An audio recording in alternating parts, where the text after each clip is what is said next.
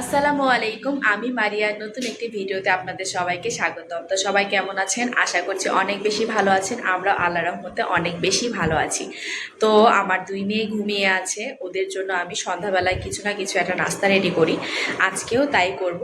আর আজকে চিন্তা করেছি মাংস আছে, তো মাংসর সাথে আমি একটা চাপড়ি পিঠা তৈরি করব খুবই ইজিভাবে এবং খুবই সহজভাবে, এক কথায় তৈরি করে দেখাবো। আর চিন্তা করলাম আপনাদের সাথে একটু শেয়ার করি।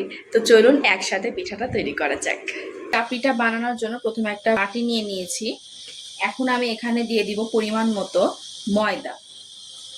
ময়দাটা আমি পরিমাণ মতো দিয়ে দিচ্ছি, যত বড় চাপটি আমি বানাবো তার উপরে ডিপেন্ড করতেছে কতগুলো ময়দা লাগবে।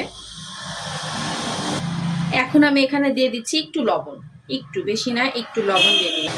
লবণটাকে আমি ভালো করে একটু আটার সাথে ময়দার সাথে মিক্স করে নিচ্ছি। নিয়ে এখন আমি এখানে অল্প অল্প করে এই তো পানিটা দিয়ে দিব। অল্প অল্প করে পানি দিব, একদম নর্মাল পানি, একদম ঠান্ডা নর্মাল পানি। তো আমি এখানে অল্প অল্প করে দিব আর এটাকে মিক্সড করে নিব। এই তো আমার চাপড়ির জন্য একদম ডোটা রেডি।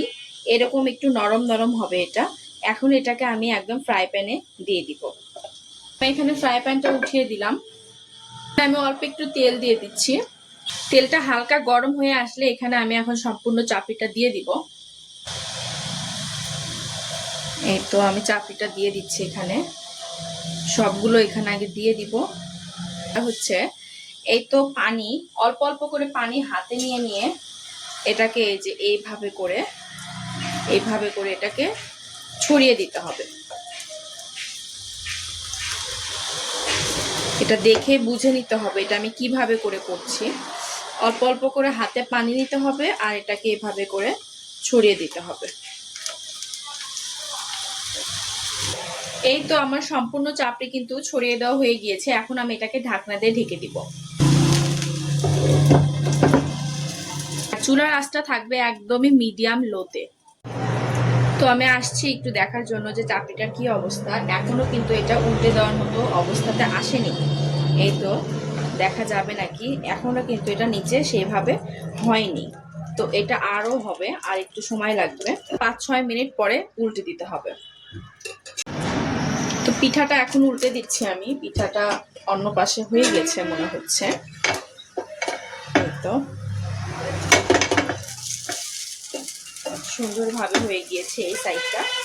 তো এখন উল্টে দিয়ে ওই সাইডটাও আমি সুন্দর করে ভিজে নিব। আবারও ঢাকনা দিয়ে ঢেকে দিচ্ছি। খুব ইজি ভাবে পিঠাটা তৈরি করে নেওয়া যায়, ফাঁকিবাজি পিঠা বলতে গেলে এটা। একটুখানি মাংস থাকলে, আর একটা কথা, যদি মাংস বাসায় নাও থাকে বা তরকারি নাও থাকে, আপনারা কিন্তু এই পিঠাটা যে গোলাটা গুলে নিছি, ওই গোলার ভেতরে একটুখানি মিষ্টি বা একটুখানি চিনি দিয়ে দিবেন, দিয়ে এভাবে ভেজে নেবেন। তাহলে কিন্তু খালি মুখেই পিঠাটা খাওয়া যায়। আর এরকম ভাবেও খালি মুখেও খাওয়া যাবে, অসুবিধা নাই। তো এইভাবে আপনারা বাসায় বানিয়ে খেয়ে দেখবেন, অনেক ভালো লাগে।